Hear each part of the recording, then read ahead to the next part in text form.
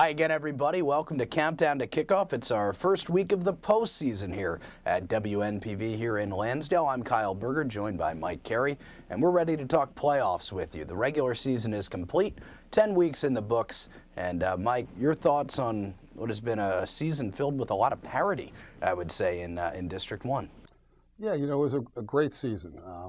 Really exciting for us as announcers and for the media, because there were so many big games, especially in the last couple of weeks.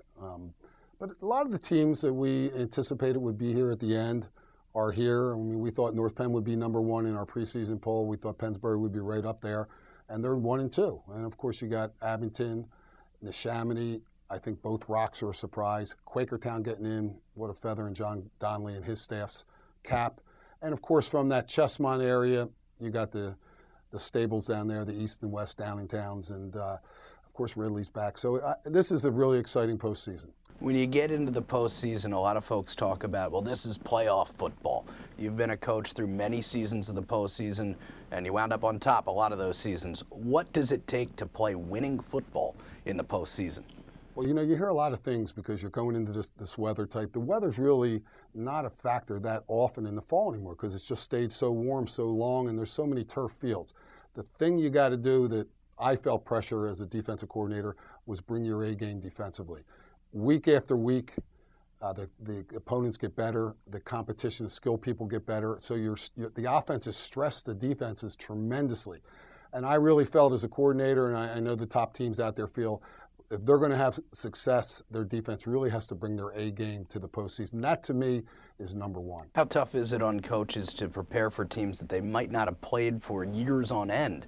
For example, a North Penn Council Rock North matchup. You know, not as tough as you would think, because with the advent of video, first of all, each team has to exchange a couple films, and most teams, honestly, have been looking ahead since the middle of the season, and they have people out filming, or they have friends that have filmed it.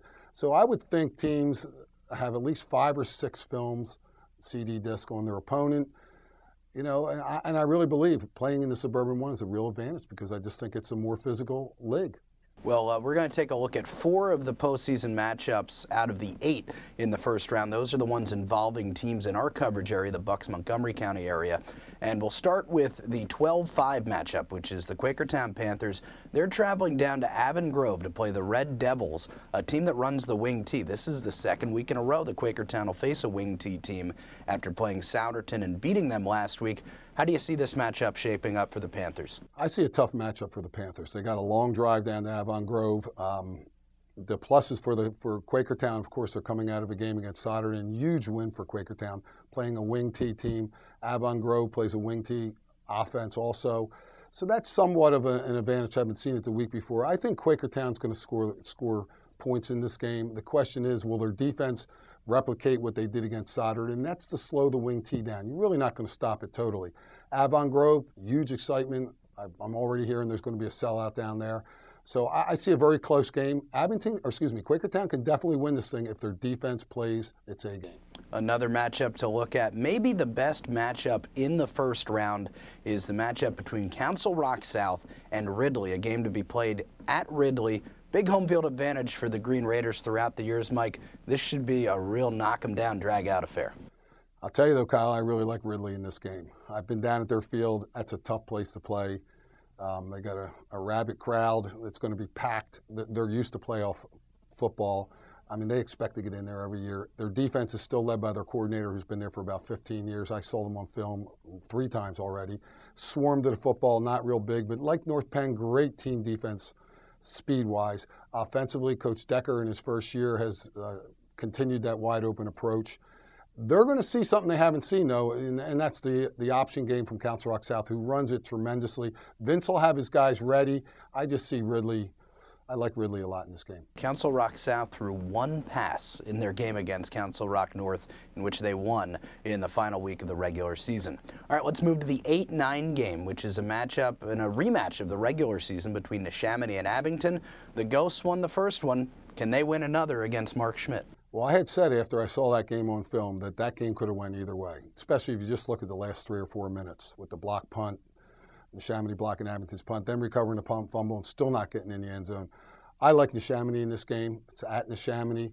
Rarely do you see a Mark Schmidt team come off a loss and go home and lose again.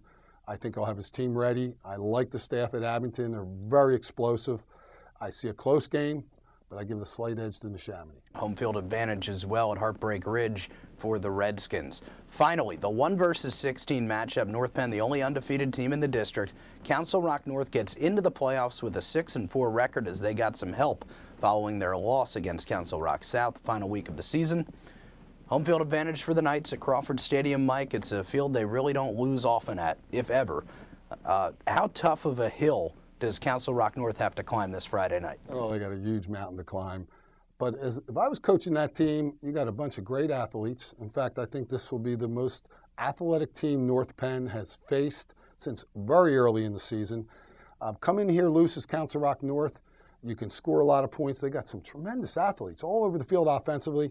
The question will be, will their defense be able to slow North Penn's offense down?